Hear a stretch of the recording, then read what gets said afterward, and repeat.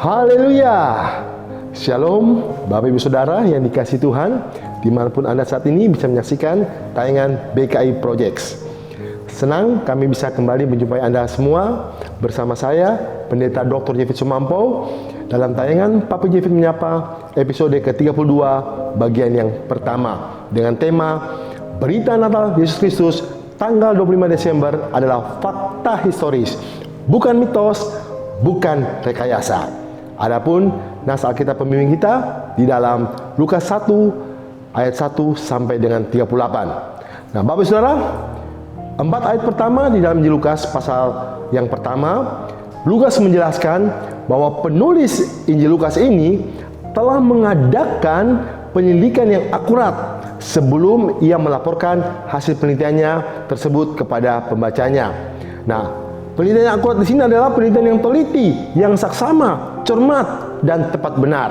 Artinya, tulisan Lukas ini bukan hoax, Bapak Ibu Saudara, bukan abal-abal, bukan surat kaleng, bukan mitos, dan bukan rekayasa manusia, melainkan sungguh-sungguh berdasarkan fakta sejarah. Puji Tuhan.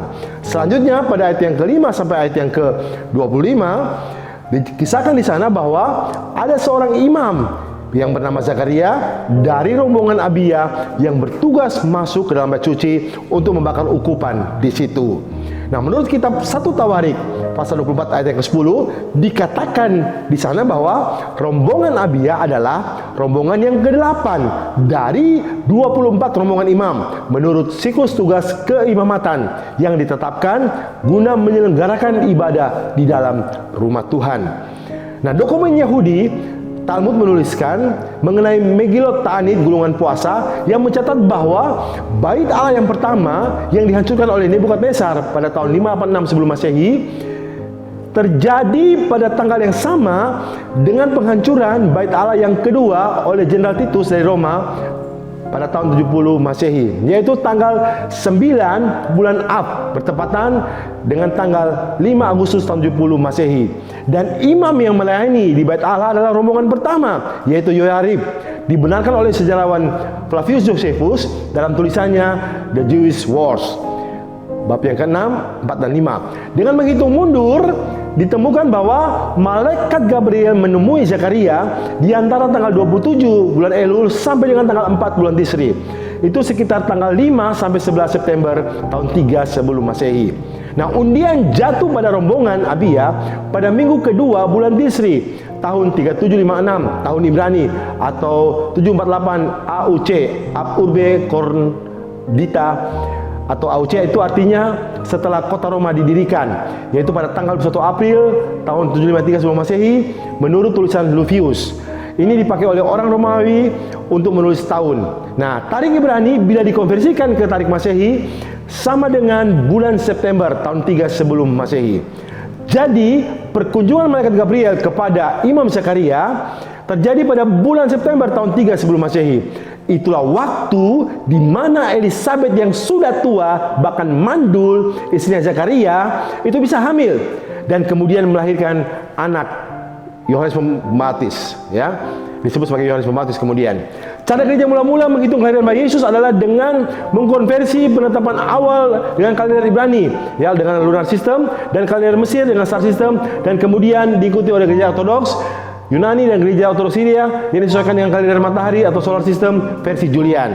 Puji Tuhan. Kemudian pada ayat yang ke-26 sampai ayat yang ke-38, kisahnya berlanjut ke kunjungan malaikat Gabriel kepada Maria pada bulan ke-6 sesudah peristiwa kehamilan Elizabeth yang menghebohkan itu, yang viral. Gabriel menyatakan bahwa Maria akan mengandung dari Roh Kudus dan akan melahirkan Mesias. Tradisi gereja mencatat bahwa peristiwa itu terjadi pada tanggal 15 bulan Nisan tahun 3757 tarik Ibrani atau 749 AUC, Ab Urbe Condita, ya, seperti itu. Bila dikonversikan ke tarik Masehi, maka itu berarti tanggal 15 bulan Maret tahun 2 sebelum Masehi. Ini fakta sejarah Bapak Ibu Saudara berdasarkan bukti yang valid.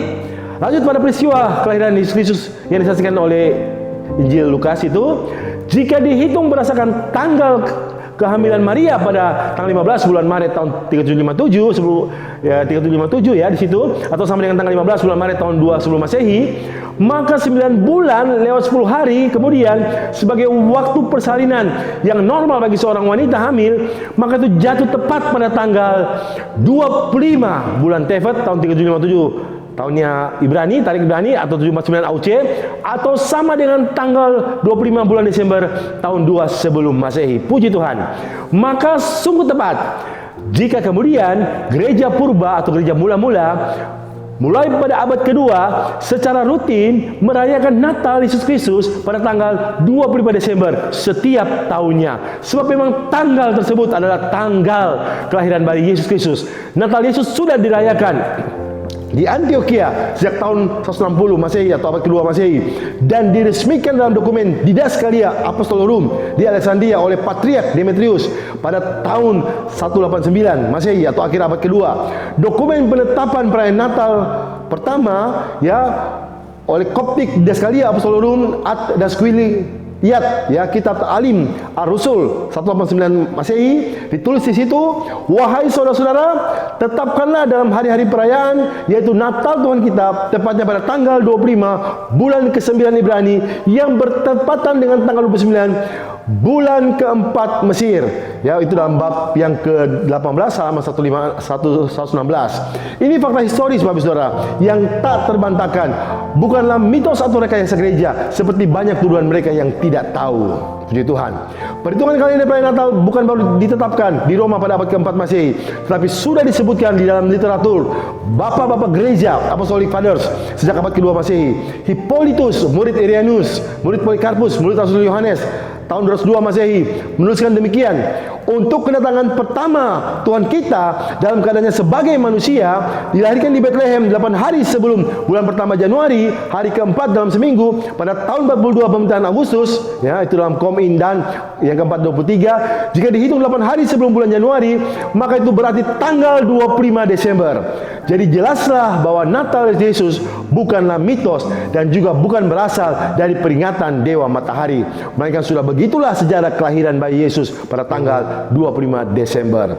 Nah, pada episode berikutnya Bapak Saudara, pada bagian kedua kami akan menjelaskan bahwa Natal Yesus Kristus tanggal 25 Desember bukanlah berasal dari peringatan Dewa Matahari seperti yang banyak dituduhkan di luar sana.